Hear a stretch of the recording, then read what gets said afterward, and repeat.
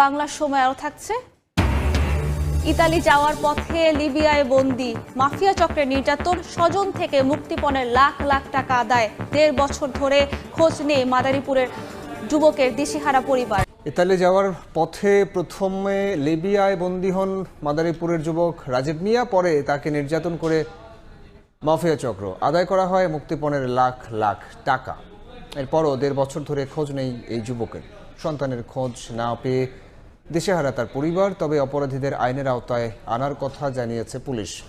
সঞ্জয় কর্মকার অভিজিতের report, ছবি তুলেছেন শাহাদাত আকুন।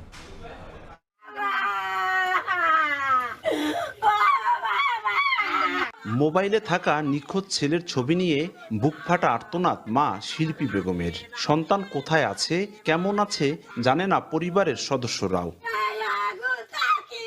স্বজনরা জানায়, মানব পাচারকারী চক্রের সদস্য মাদারীপুরের ডাসার উপজেলার ঘুঙিয়ারকুল গ্রামের লোকমান হাওলাদারের প্রলোভনে পড়েন সদরের হকলপাতিয়া এলাকার খবির মীরের ছেলে রাজীব মীর। দ্বাদশ শ্রেণীতে পড়া অবস্থায় সরাসরি তাকে ইতালি নেয়ার শর্তে চুক্তি হয় দালালের সঙ্গে। চুক্তি মতো ২০ লাখ টাকা লোকমান ও তার চক্রের হাতে তুলে দিলে রাজীবকে ২০২৩ সালের ৪ আগস্ট নিয়ে যাওয়া হয় লিবিয়ায়। সেখানে তাকে নির্যাতন করে পরিবার থেকে মুক্তিপণের আরও ১৬.৫ লাখ টাকা আদায় করে মাফিয়ারা। এরপর মানব পাচার চক্রের সদস্যরা দাবি করে আরও ২০ লাখ টাকা।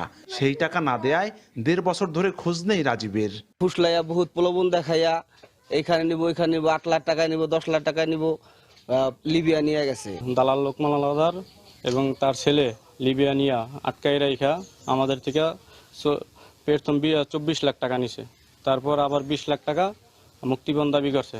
তারপর ওইটা আমরা দিছি, দেওয়ার পর আমার ভাই আজকে ১.৫ বছর ধরে নিখোঁজ। এই ঘটনায় দালালের দৃষ্টান্তমূলক শাস্তির পাশাপাশি নিখোঁজ যুবকের সন্ধান পেতে সরকারের সহযোগিতা চেয়েছে পরিবার। এই অসাধু দালাল চক্ররা অল্প টাকার কথা বললে বেশি টাকা পরবর্তীতে দাবি করে এবং মাফিয়ার হাতে ধরাইয়া দেয়। রাজীবের সন্ধান চাই আর এই দালালের বিচার চাই। মানব পাচার প্রতিরোধে খোলা হয়েছে মনিটরিং সেল, আর অপরাধীদের আনা হচ্ছে আইনের আওতায়, জানিয়েছে পুলিশ। এই সেলের কাজ হবে এই সকল যারা ভুক্তভোগী রয়েছে তাদেরকে নিয়ে কাজ করা এবং যারা চিহ্নিত মানব পাচারকারী তাদের ডাটাবেস তৈরি করা এবং তাদের বিরুদ্ধে যেন খুব দ্রুত আইনগত ব্যবস্থা নেওয়া যেতে পারে সেই সকল কার্যক্রম গ্রহণ করা। এ ঘটনায় নিখোঁজ যুবকের মা শিল্পী বেগম বাদী হয়ে গত ১১ জুলাই লোকমান হাওলাদার সহ ২৪ জনের নামে সদর মডেল থানায় মানব পাচার আইনে মামলা করেন। পরে লোকমান ও তার মেয়ে সেতু আক্তারকে গ্রেপ্তার করে পুলিশ। বর্তমানে দুজনই কারাগারে রয়েছেন। সঞ্জয় কর্মকার অভিজিৎ, সময়।